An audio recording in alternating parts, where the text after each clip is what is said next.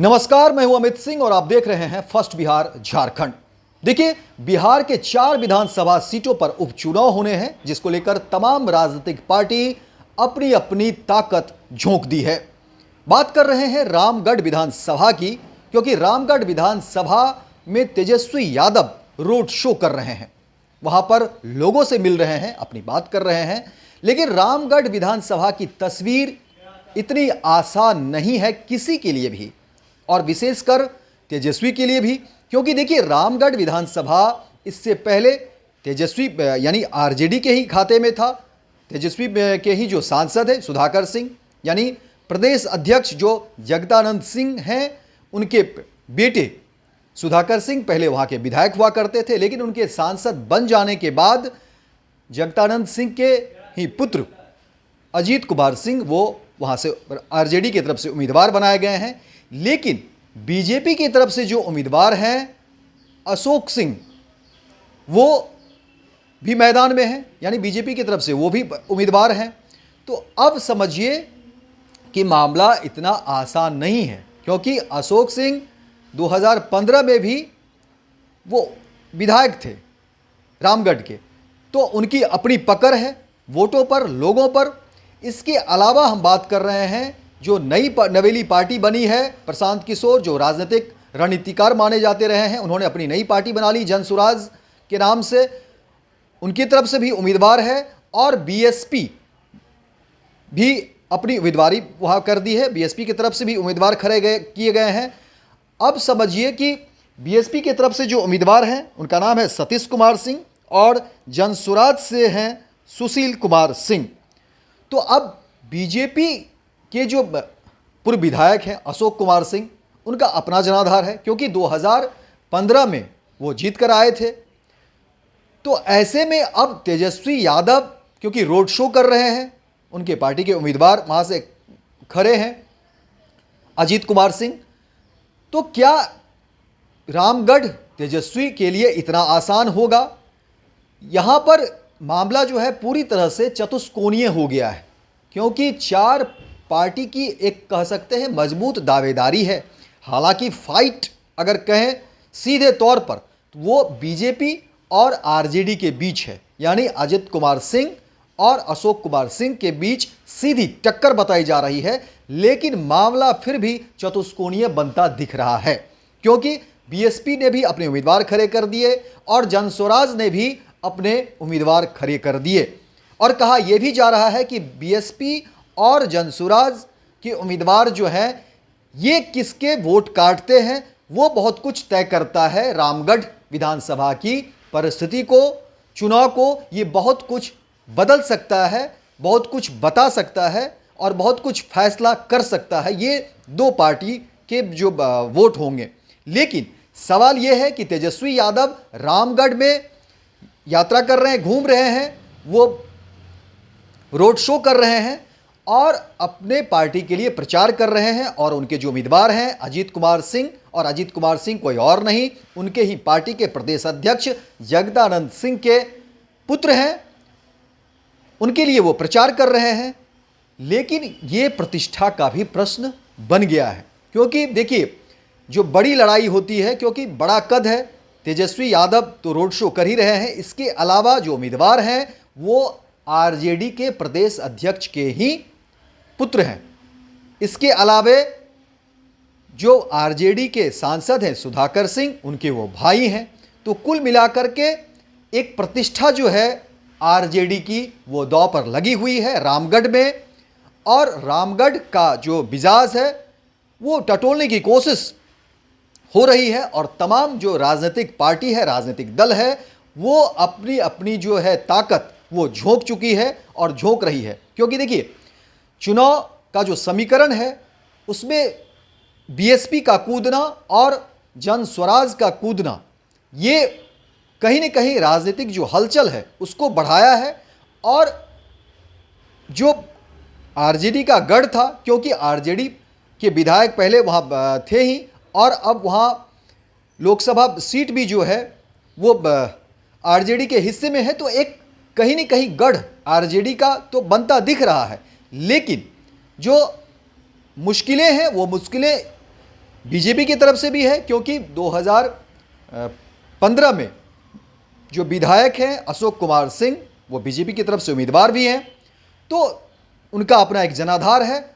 इसके अलावा जनसुराज और बीएसपी, ये तमाम पार्टी कुल मिलाकर के चतुष्कोणीय जो मुकाबला है वो रामगढ़ में देखा जा रहा है। और ऐसा लोग कहने लगे हैं कि अब ये तेजस्वी यादव की प्रतिष्ठा का विषय बनता जा रहा है, आरजेडी परिवार का प्रतिष्ठा का विषय बनता जा रहा है, और लोगों की नजरें हैं, लोग इस तरह की बात कर रहे हैं कि आखिर क्या होगा, कौन जीतेगा रामगढ़ में, किसकी होगी जीत। ये तमाम ऐसी बात जो है वो रामगढ़ में हर चौक चौराहे पर ये बातें जो है गूंज रही है। लोग चर्चा कर रहे हैं कि आखिर बाजी कौन मारेगा, क्योंकि तमाम नेता अपनी अपनी कोशिश कर रहे हैं, जनता के बीच जाने की बात कर रहे हैं, और अलग अलग तरह के नारे, अलग अलग तरह के संवाद जो है इस चुनाव प्रचार के दौरान, रोड शो के दौरान देखने को मिल रहा है।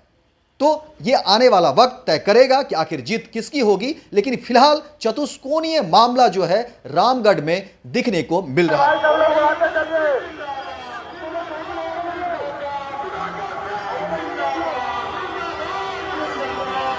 थोड़ा ढीला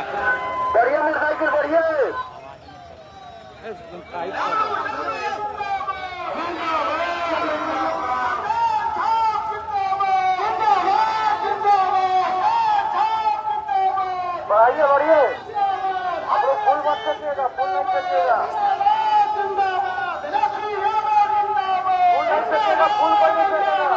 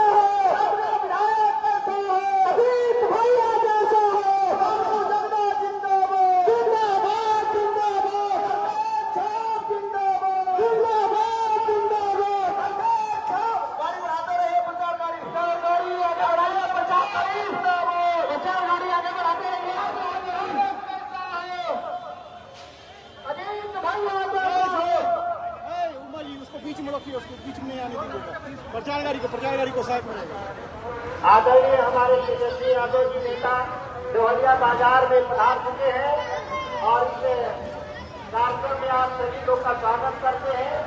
लाइन एक जहाँ पर मुहर लगाने के लिए आदरणीय नेताजी को एक मिनट के लगे